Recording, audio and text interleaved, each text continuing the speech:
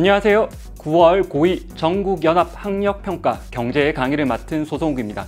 자, 여러분, 오랜만에 학력평가를 보느라고 정말 수고 많으셨습니다. 자, 그런데 지금 시점에서 우리한테 중요한 건 내가 몇 문제를 맞췄냐, 틀렸냐가 아니에요.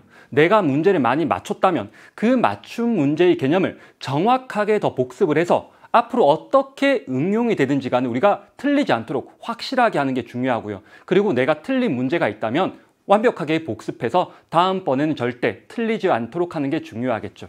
선생님이 이번 해설 강의의 컨셉을 꼼꼼한 복습으로 내신과 수능 두 마리 토끼 잡기로 잡았는데요. 자, 여러분들이 이렇게 완벽하게 맞은 문제와 틀린 문제를 복습한다면 수능 당연히 잡을 수 있고요. 그리고 학교 내신도 잡을 수 있는데 여러분, 학교 선생님들이 이 학력평가의 문제를 응용해서 변형해서 상당히 많이 출제를 하십니다. 그래서 여러분 2학기 중간고사 시험 범위에 이번 학력평가에 문제가 있다면 그 문제들은 특히 여러분들이 관심을 가지고 보시면 좋을 것 같아요.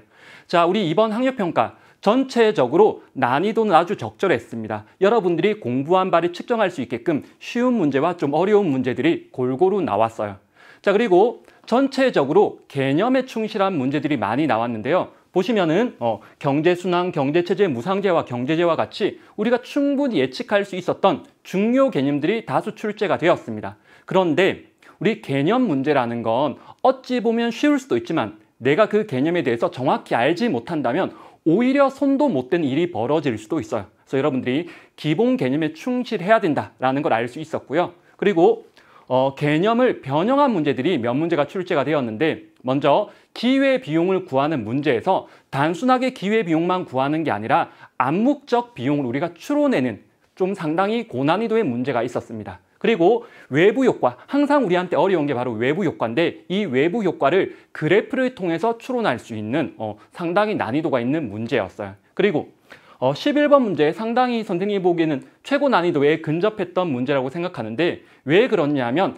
최저가격제를 잉여와 섞어서 이렇게 연계시켜서 문제를 출제를 했습니다. 특히 공급 곡선이 수직으로 나왔기 때문에 여러분들이 과연 이 수직인 공급 곡선이 의미하는 바가 무엇인지 좀 상당히 문제를 풀 때 어려웠을 것 같아요.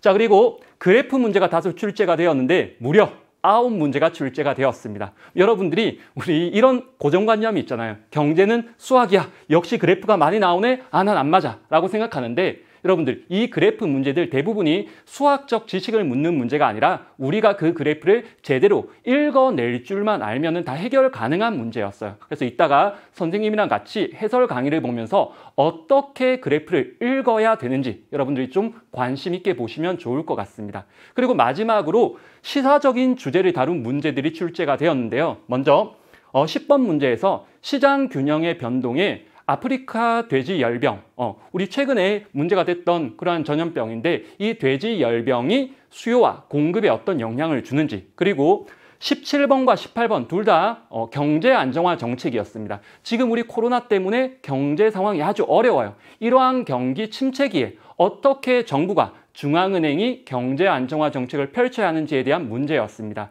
그래서 여러분들이 앞으로 우리 시사적인 이슈에 대해서 조금 더 관심을 가진다면은 경제 문제 그리고 언어 영역 비문학 이런 걸 아주 우리가 쉽게 접근할 수 있을 것 같아요. 그리고 전체적인 출제 빈도를 보시면은 1단원, 2단원, 3단원까지가 이제 우리 시험 범위였는데 1단원에서 6문제, 2단원에서 7문제, 3단원에서 7문제 아주 골고루 출제가 되었고요. 여러분들이 여기에 적혀 있는 개념은 보시면 앞으로도 분명히 출제가 될 개념들이기 때문에 여기에 나와 있는 개념은 여러분이 꼭 잡을 수 있어야 됩니다. 그리고 11월 달에는 아마 여러분들 이제 국제무역 파트로 들어가기 때문에 무역 이론, 비교 우위, 절대 우위, 그리고 환율, 국제수지라는 그러한 개념을 묻는 문제들이 많이 출제가 될 거예요. 자, 여러분들, 자, 벌써 총평이 끝이 났는데 다시 한번 선생님이 이번 총평의 컨셉 9월 학력평가 꼼꼼한 복습으로 수능과 내신 두 마리 토끼를 모두 잡을 수 있는 여러분이 되었으면 좋겠습니다. 그러면 해설 강의에서 만나도록 하겠습니다.